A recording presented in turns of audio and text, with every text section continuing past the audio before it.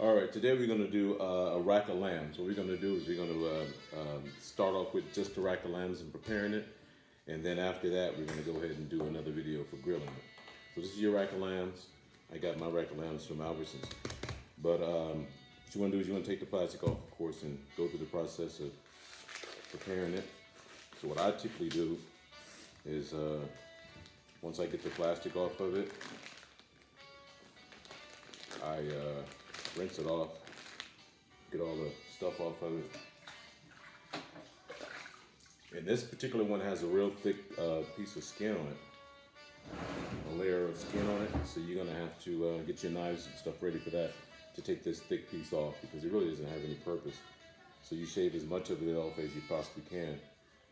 You actually can eat it, but I found that it's kind of challenging to, to eat it. So what I do is I just cut it off because I don't want to deal with all that drama, all that fat and stuff like that.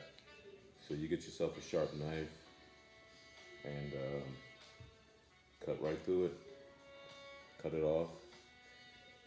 And you can cook it with the lamb later on down the line, but you want a nice little smooth piece of lamb where you don't have all that fat and stuff on it, because it is a healthy choice. And you hit it up again, you take off all the other little small pieces of the fat that's there. Make that there and make this thing happen. But you gotta have some sharp knives. If you don't have no sharp knives, you're gonna be working some overtime with it. Now I know my view at this time, this is my first video on some good eats, but my view's gonna get better because Christmas is coming and my baby's gonna hook me up. She's gonna give me a GoPro, I hope. And then with that, I can actually get some better views and stuff of what I'm doing. But right now, just roll with me, have some fun with me, and we're gonna make this thing happen. So again, as you can see, if you can see, I wanna get all this fat and stuff off this lamb right here. And put that to the side.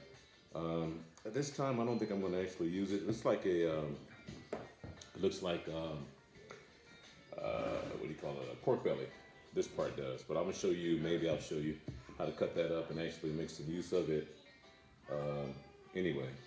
You can really cut this really, if you got a nice little sharp knife, you can actually cut right through that and make that happen too. So you guys have some good eats with that. So once that's done, you want to turn it over and take this membrane off the back of it, the same type of membrane you would have on the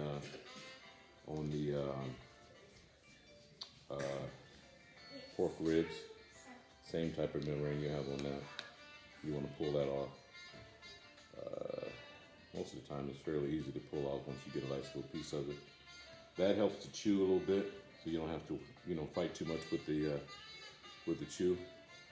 Once it's all done, most of this will burn off anyway, but I like taking it off. It gives me the impression that the product is complete. Take that off like that there. Put that to the side, put in the trash can. And from there, get all that off like that there. Once that's off, I like to do another dip in the water. Lamb can be somewhat intimidating if you've never done it before, but if you've done it before, it's just routine after that. So when we're gonna start, we're gonna cut from the bone area here. So each bone, you're going to cut to make for that chop. Each bone area. And that'll give you your lamb chop.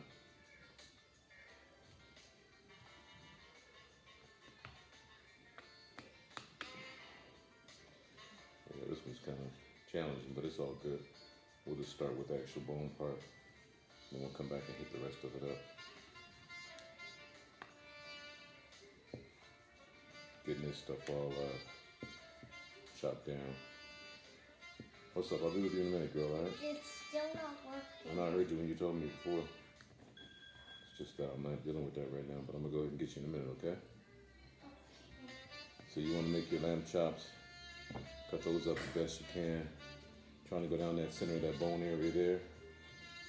They're not gonna be all well proportioned, but that's just the way it is with the lamb. Depends upon how thick and what cut you get. And you know the difference between lamb and sheep. Your lamb is the the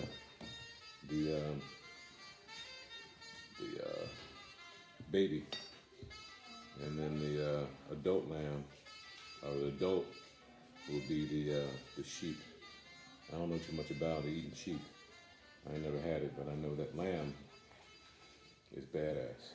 So then you have your lamb chops, as you see here, and get your pieces and stuff together. And then we're gonna go ahead and we're gonna season this part of it. Usually my girl does most of the seasoning, but she's not available right now, so I'm gonna show you how I do it. And with this here, you just get your little sharp knife, and you cut this fat off as much as you can on it, and then you end up with the meat, because the fat, you really don't want too much of that anyway. Because again, like I said, it ain't nothing but real oily. So if you're gonna use this part of it, try to get as much of this fat off of it to make it more sensible to prepare and eat. If you want to take the time to do that, because it's all good meat, but all this fat and stuff depends on how your diet is. If you're a fat ass and you want some fat parts of the meat, then I suggest you do it. But if you're not and you want some healthy pieces, and you want to take as much of this fat off as possible, then you end up having actually a layer of meat that you can use. But regardless, it all's gonna fit in your mouth the same way. It's gonna be good. You got some better knife skills than I do, then of course this would be less challenging to actually get through. Yeah, all it is just like thick pieces of pork type fat. That's on it. You really don't want too much to do with. So, and then sometimes I can get it all together, and sometimes I can't, in regards to getting as much fat off as possible. And if I can't, then I just discard it. No big deal to me, because I got the parts that I really want anyway. So again, you have some pieces that are meaty and some that aren't.